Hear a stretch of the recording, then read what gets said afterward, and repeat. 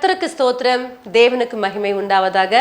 ஆண்டவரும் இரட்சகருமான இயேசு கிறிஸ்துவின் நாமத்தில் உங்கள் யாவருக்கும் என் அன்பின் வாழ்த்துக்களை தெரிவித்துக் கொள்கிறேன். இம்மாத வாக்குத்தத்த செய்தி வழங்குவதற்காக நம் மத்தியில் இருக்கிற அருமை இரட்சகர் இயேசு கிறிஸ்து திருச்சபையின் போதகர் பேராயர் டாக்டர் ஜே மகேஷ் அவர்கள் வந்திருக்கிறாங்க.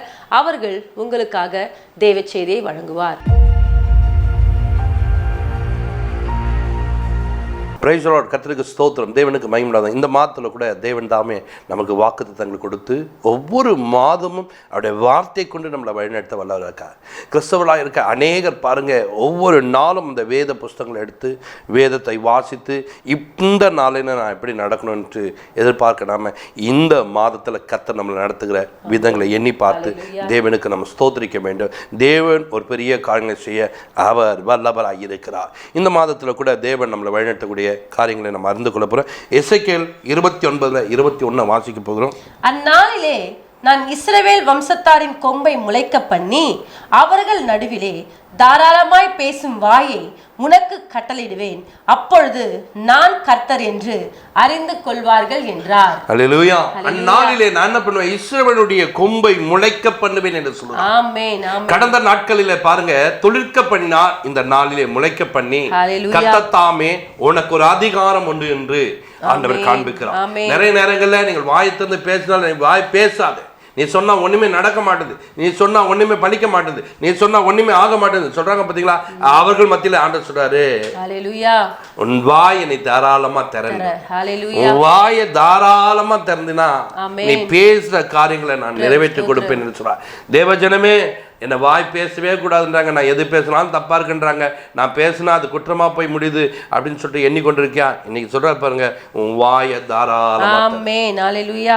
தேவன் அப்படிப்பட்ட அதிகாரத்தை உனக்கு கொடுத்திருக்கிறார். நீ வாயை திறந்து பேசும்போது அது அப்படியே நடக்கும் என்று சொல்லுகிறார். நீ வாயை திறந்து பேசும்போது அந்த வார்த்தைகள் நிறைவேற்றுவேன் என்று சொல்லுகிறார். இன்றைக்கு கர்த்தர் வார்த்தையை நிறைவேற்றுகிற தேவன். ஆமென். ஆமென். கவனிங்க, அவர்கள் நடுவிலே, இஸ்ரவேல் புத்திரன் நடுவிலே நீ தைரியமாய் பேசு, ஆமென், தாராளமாய் பேசு. தேவன் நமக்கு கொடுக்கிற ஒரு வார்த்தை. தேவ ஜனங்கள் கர்த்தருடைய வார்த்தை சொல்லும் போது பயந்து பயந்து சொல்லாத, தைரியமா பேசு, தாராளமா வாய்த்தர, தைரியமா சொல்லு. ஐயோ இந்த ஜனம் போயிடுமே, கவலைப்படாத பாஸ்டர், தைரியமா பேசுங்க. உன் வாயை தாராளமாய் திறந்துப்பா. அந்த ஜனம் போகாது. அந்த ஜனம் நல்லது, என் நன்மைக்காகத்தான் பேசினார், அது கர்த்தர் பேசுற வார்த்தையை எடுத்துக்கொள்வாங்க. தேவன் உங்களை அப்படி நடத்த வல்லவராக்கா. சபையின் விசுவாசியே, உங்களை தாராளமாய் பேச வைத்திருக்கார். நான் இந்த சத்தியத்தை எப்படி சொல்லிட்டு அவங்ககிட்ட போய் எப்படி பேசுது, இவங்ககிட்ட போய் கவலைப்படாத, தாராளமா பேசுறோம். நீ பேசுனா அந்த வார்த்தை நிறைவேற்றுவே, நீ சொல்லுகிற காரியங்கள் நிறைவேறும் என்று சொல்லுவேன். அதுக்குன்னு சொல்லிட்டு தேவையில்லாத வார்த்தைகளை பேசி என் வாயை தாராளமா திறக்க சொல்லுகிற நான் வீட்டுக்குள்ள அது தேவையில்லாத சண்டையை கொண்டு வந்துடும். கவனிச்சுங்களா? இஸ்ரவேல் புத்திரன் நடுவில் தேவனுடைய வார்த்தைகளை கொண்டு போய் நிற்கும் போது அவள் கவனிக்க மாட்டாங்களா? எங்கள் வீட்டுக்காரர்கிட்ட இந்த சத்தியத்தை சொன்னால் கேட்க மாட்டாங்க, என் மனைவி கிட்ட சொன்னால் இந்த சத்தியத்தை கேட்க மாட்டாங்க. கவலைப்படாத, தாராளமாக பேசி கேட்கும்படி வைப்பார். நீ சொல்றது அப்படியே நிறைவேற்றுவார். தேவன் நமக்கு அப்படிப்பட்ட அதிகாரத்தை தேவன் கொடுத்திருக்கார். மத்திய புத்தகத்துல 28:18 வாசிக்கும் போது பாருங்க. அப்பொழுது இயேசு சமீபத்தில் வந்து அவர்களை நோக்கி, வானத்திலும் பூமியிலும் சகல அதிகாரமும் எனக்கு கொடுக்கப்பட்டிருக்கிறது. கவனிங்க, இயேசு வந்து சொல்றாரு, வானத்திலும் பூமியிலும் சகல அதிகாரம் எனக்கு கொடுக்கப்பட்டிருக்கு. ஆமென். அப்ப அதிகாரத்தை கொடுத்த ஒரு தேவன் தான் சொல்லுகிறார், எனக்கு அதிகாரம் உண்டு, நான் உனக்கு அந்த அதிகாரத்தை கொடுக்கிறேன். நீ தாராளமாய் பேசக்கூடிய ஒரு அதிகாரத்தை கொடு. ஆமென். அன்றைக்கு பாருங்க, இஸ்ரவேல் புத்திரன் நடுவில் லேவி கோத்திரனா இருக்கிற ஆரோன் பேசும்போது அவன் பேசக்கூடாது, இவங்க மட்டும் தான் நிக்கணுமா, இவங்க மட்டும் தான் செய்யணுமா? தேவன் அந்த மகனை வாயாய் தெரிந்து கொண்டார்.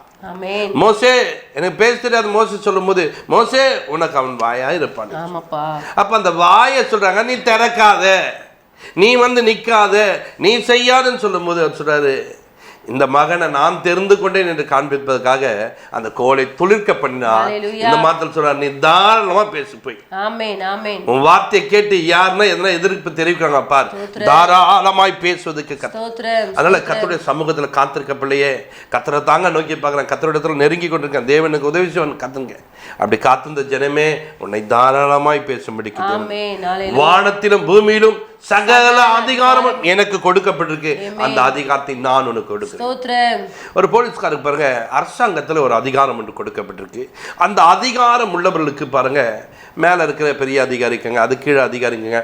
ஒரு ஊருக்குள்ளே பார்த்தீங்கன்னா ஒரு ஸ்டேஷனுக்குன்னு சொன்னால் அங்கே இன்ஸ்பெக்டர்லாம், அந்த இன்ஸ்பெக்டர் கீழே வேலை செய்கிறவங்க எஸ்ஐக்கு ஒரு அதிகாரத்தை கொடுப்பாங்க. எஸ்ஐ பாருங்க, கான்ஸ்டபிள்லாம் இவங்க பாருங்க தைரியமாக வந்தாங்கன்னா அந்த தைரியமாக வந்து ஒருவனை பிடிப்பார்கள், ஒருவனை தண்டிச்சு கொண்டு போவார்கள். யாருங்க உங்களுக்கு அந்த அதிகாரம் கொடுத்தது? ஸ்டேஷனுக்கு வா பேசிக்கலாம், ஸ்டேஷனுக்கு வா பேசிக்கலாம். அதிகாரம் கொடுத்தது யார் தெரியுமா? அவருக்கு மேலே இருக்கிற அதிகாரியாகிய இன்ஸ்பெக்டர். அவருடைய அதிகாரமே இத்தனை காரியங்களை செய்ய முடியுமானால் உன்னுடைய அதிகாரத்தை கொடுத்தவர் யார் தெரியுமா? என் தேவனாகிய கர்த்தர். சகல அதிகாரத்தை நான் உனக்கு கொடுத்திருக்கிறேன். அந்த அதிகாரத்தை கொண்டு நீ என்ன பண்ணலாம்? சகலத்தையும் ஆளுகை செய்கிற பொல்லாத ஆவிகளை நீ கடிந்து கொள்ளலாம். உன்னை எழும்ப விடாதபடிக்கு கிரியை செய்கிற அந்த ஆவிகளை நீ என்ன பண்ண? தாராளமா பேசலாம். குறைவை கொண்டு வர ஆவியே, உன்னை நான் கடிந்து கொள்கிறேன், இயேசுவின் நாமத்தில் வெளியேறு. வாய் தந்து பேசு. நான் திறந்து பேசும்னா நான் திறந்தாலாம் ஓடுமா? நீ திறக்கத்தான் ஆண்டு நீங்க சொல்லியிருக்க. நீ தாராளமா திற, நான் உனக்கு அதிகாரம் கொடுத்தேன். வானத்திலும் பூமியிலும் சகல அதிகாரம் எனக்கு கொடுக்கப்பட்டது. உனக்கு விரோதமாய் செயல்பட்டு கொண்டிருக்கான் இயற்கைகள், உடனே சத்தமிட்டு பேசு. அது போயிட்டு காற்று கடலை பார்த்து என்ன சொன்னாரு? வாயை தாராளமா திறந்தாரு, அமைதலாரு, உடனே அமைதியா மாற்றி தாராளமாய் திறக்க தேவன் வார்த்தை கொடுத்தார். எபேசியர் 2ஆம் அதிகாரத்தில் 6ஆம் வசனத்தை வாசிங்க பாருங்க. கிறிஸ்து இயேசுவுக்குள் அவர் நம்மிடத்தில் வைத்த தயவினாலே தம்முடைய கிருபையின் மகா மேன்மையான ஐஸ்வர்யத்தை வருங்காலங்களில் விளங்க செய்வதற்காக, கவனிச்சீங்களா? அவருடைய மகிமை வருங்காலங்களிலே நம்ம விளங்க செய்வதற்காக என்ன பண்ற? அவர் எனக்கு கொடுத்திருக்கிறார். அந்த அதிகாரத்தை உனக்கு கொடுத்திருக்கிறார். கவனிங்க, கிறிஸ்து இயேசுவுக்குள்ளே இருக்கிற ஒரு மகிமை, கிறிஸ்து இயேசுவுக்குள்ள இருக்கிற ஒரு கனம். அவர் பாருங்க பரத்துக்கு போகும்போது அவர் நம்மிடத்தில் எல்லாம் கொடுத்து போயிருக்கிறார். நீ பயன்படுத்த வேண்டும். உன் குடும்பத்துக்கு விரோதமாக எழும்புகிற வியாதி என்ற ஒரு ஆவியை தாராளமா வாய் தந்து, என்னன்னு தெரியலங்க, இந்த பிள்ளை அப்படியே படுத்துனுக்குங்க, உடம்பு சரியில்லாம சரியில்லாம போகுது, இப்படி தயவா பேசாத, அதிகாரமா பேசி எப்படி என் குடும்பத்துக்குள்ள வரலாம்? யார் ஒண்ணு அனுமதிச்சு? தேவனுடைய வார்த்தை கொண்டு தைரியமாய் பேசும்போது அந்த வியாதி உங்களை விட்டு கடந்து போகும். கடன் என்ற ஆவியை பார்த்து பேசு. தேவன் எனக்கு அதிகாரம் கொடுத்திருக்கா, நீயோ அநேக ஜாதிக்கு கடன் கொடுப்பா, கடன் வாங்குவது இல்லை என்று சொல்லி நீ எப்படி என் வீட்டுக்குள்ள வரலாம்? என் குடும்பத்தில் எப்படி ஆளுங்க செய்யலாம்? அந்த ஆவிகளை நீங்கள் எதிர்த்து நிற்க வேண்டும். எப்படி எதிர்த்து நிற்பீங்க? அன்றைய வார்த்தை இருக்குது. வார்த்தை எடுத்துக்கொள்ளுங்க, தாராளமாய் பேச எனக்கு ஆண்டவர் வாயை கட்டளையிட்டு இருக்கார். அந்த வாயை கொண்டு இப்போது பேசுகிறேன்னு சொல்லு.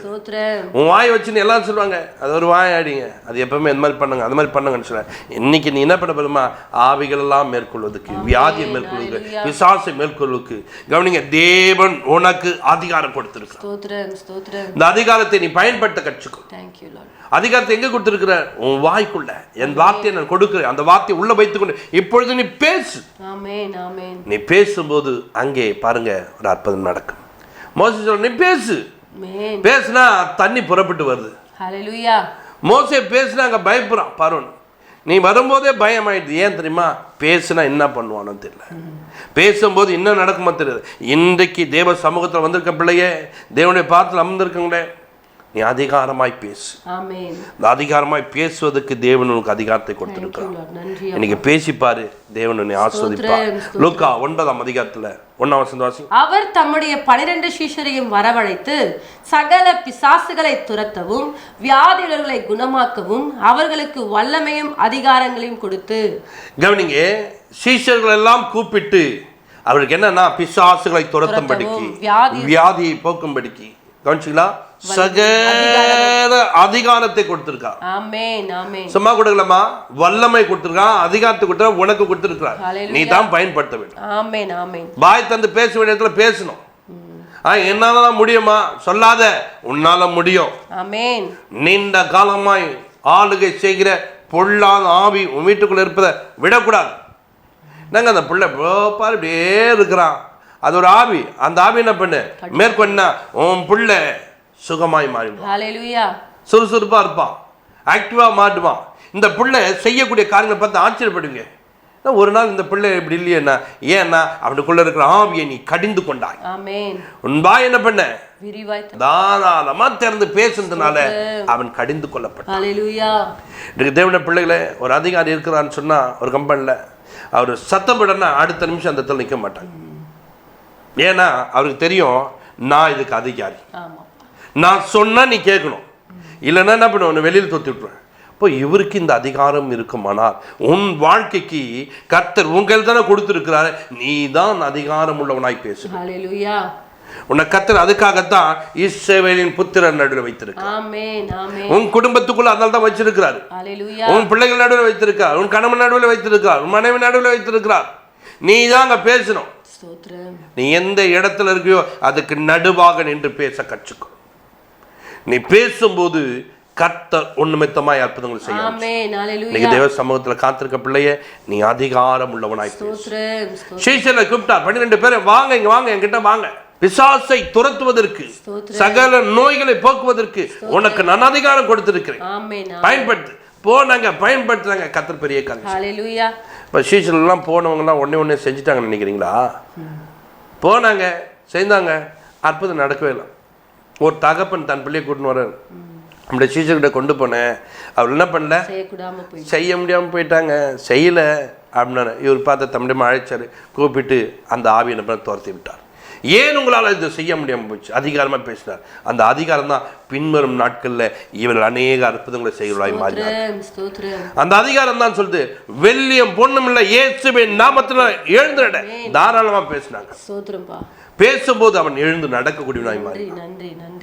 கவனிங்க, நீங்கள் பேச கற்றுக்கொள்ளுங்கள். உங்களுக்கு ஒரு அதிகாரத்தை தேவன் கொடுத்திருக்கிறார். அந்த அதிகாரம் உள்ளவனாய் மாற வேண்டும். அந்த அதிகாரத்தை இஸ்ரவேல் புத்திர நடுவில் அன்றைக்கு என்ன பண்ணுற, அவனுக்கு அந்த அதிகாரம் கொடுத்தான். இன்றைக்கு உனக்கு அந்த அதிகாரம் கொடுத்துருக்கான். எத்தனையோ நாள் நீ பேசின காரியங்களை சொல்லுவாங்க, இது என்ன பேசினா பிரயோஜனம், ஒன்றுமே நடக்காதுன்னு. இன்னைக்கு ஆண்டவர் சொல்றாரு, நீ என்ன பேசினியோ அதுக்கெல்லாம் பதில் அளித்து விட்டார். பதில் தரக்கூடிய மாதம் ஆண்டவனை தாராளமாய் பேசும்படிக்கு வைத்திருக்கா. இன்னைக்கு தேவ சமூகத்தில் வந்திருக்க பிள்ளைங்க, காத்திருக்க பிள்ளைங்க, கர்த்தருடைய வார்த்தையை எடுத்துக்கொள்ளுங்க. கர்த்தர் உங்களை ஆசீர்வதிக்க வல்லவராக்கா, உங்கள் தேவையை சந்திக்க வல்லவராக்கா, உங்கள் குறைவுகளை மாற்ற வல்லவராக்கா. இந்த மாதத்துல எசேக்கியேலுக்கு தேவன் சொன்னார், தாராளமா பேசுன்னு சொல்றார். தாராளமா பேசுன்னு சொல்லி அவரு மாத்திரம் இல்ல, இன்னைக்கு உன்னை பார்த்து சொல்றார், தாராளமா பேசு. நீ பேசுனா உன்னை நான் என்ன பண்றாங்க, முளைக்க பண்ணிருக்கேன். இனி உன்னை யாரும் பிடுங்க முடியாது, உன்னை அசைக்க முடியாது. உன்னை நான் உருவாக்கி வைத்திருக்கிறேன், உன்னை உருவாக்கத்தோட கொண்டு வந்து இருக்கிறேன். நான் உனக்கு உதவி செய்வேன் என்று சொல்லுகிறேன். உனக்கு அதிகாரத்தை தேவன் கொடுத்து இன்னைக்கு தாராளமா பேச சொல்றாரு. நீ பேசிப்பார், கர்த்தர் உன்னை ஆசீர்வதிப்பார். 1 யோவான்ல 3:8 வாசிங்க. பாவம் செய்கிறவன் பிசாசினால் உண்டாயிருக்கிறான், ஏனெனில் பிசாசானவன் ஆதி முதல் பாவம் செய்கிறான். பிசாசினுடைய கிரியைகள் அழிக்கும்படிக்கே தேவனுடைய குமாரன் வெளிப்பட்டார். பாவம் செய்கிறவன் பிசாசினாலே உண்டாகி இருக்கான். இப்ப இந்த பிசாசினாலே உண்டாக்கப்பட்ட ஒரு கூட்டத்தை பார்த்து இயேசு வந்து பார்த்து அப்படியே விடுகிற, அவைகளை அழிக்கத்தான் வந்தேன் என்று சொல்லுங்க. உன் குடும்பத்தில் நீங்க தவறு செய்யற மக்களை பார்த்து தாராளமா பேசு, அவைகளை அழிக்கத்தான் கர்த்தர் இந்த மாத்திர வாக்கு இந்த வார்த்தை எனக்கு கொடுத்துருக்கிறார். நீ பாவம் செஞ்சுனே இருப்ப, தவறு செஞ்சுனே இருப்ப, நான் விட்டுட்டு இருக்குதான், அதை அழிக்கும்படிக்கு எனக்கு அதிகாரத்தை கொடுத்துருக்கான். என் கணவன் தவறு செஞ்சுனே இருக்கிறான், என்ன சொல்லுதுன்னு தெரியல, என்ன செய்யணும், உனக்கு அதிகாரம் கொடுத்துருக்காருமா, தாராளமா பேசு. நல்லவனாய் மாறுவதற்காக பிரயாசப்படு, நல்லவனாய் மாறட்டும். நீ அதிகாரமாய் பேசு, தேவன் உன்னோடு கூட இருப்பார், உன்னை ஒரு வழி நடத்துவார். நீ இப்படியே செஞ்சிருந்தா உன் வாழ்க்கை எப்படி போய் முடியும் என்று ஒரு முற்றுப்புள்ளி வைத்துப்பார். அவன் செய்கிறவனுக்கு ஒரு பயம் உண்டாகும். இனி நான் செய்ய மாட்டேன் இப்படிப்பட்ட தவறு நீ செய்வே என்று சொன்னா உன் வாழ்க்கையில் நீ குறைபட்டு காணப்படுவாய். உன் வாழ்க்கை குறைவோடு மாறிவிடும். இன்றைக்கு ஒரு உயர்ந்த ஒரு வாழ்க்கை ஒன்றுமில்லாமல் போய்விடும். ஏன் தெரியுமா? நீ செய்த பாவம். பாவத்தை அழிக்கத்தான் தேவன் அதிகாரத்தை கொடுத்திருக்கிறார். இயேசு பூமியில் அதிகாரம் எதுக்கு வந்தார் தெரியுங்களா? இந்த பாவத்தை அழிக்க வந்தார். இன்றைக்கு ஆண்டவனுக்கு தாராளமாக பேச வைக்கிறது தெரியுமா? எதெல்லாம் சரியில்லையோ அதை சரிப்படுத்தும்படிக்கு உனக்கு அதிகாரத்தை கொடுத்துருக்கா. அந்த அதிகாரத்தை பயன்படுத்தி உன் வாயை தாராளமாக தர. பரலோக பிதாவே நமக்கு நன்றி சொல்கிறோம். இந்த வாக்குத்தத்த செய்தியை கேட்டுக்கொண்டிருக்க ஒவ்வொரு பிள்ளையுடைய வாழ்க்கையும் வாயை தாராளமாய் திறக்க நீர் ஆண்டவரே அவளுக்கு அதிகாரம் கொடுத்திருக்கீங்க. வாயை திறந்திருக்கீங்க.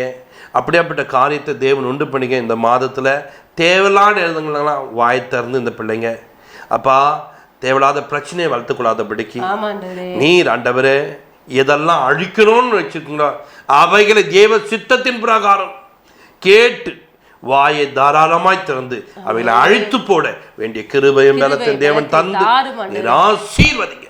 அற்புதமான இயேசு கிறிஸ்து ஜெபத்திற்கு நல்ல பிதாவே. ஆமென். God bless you.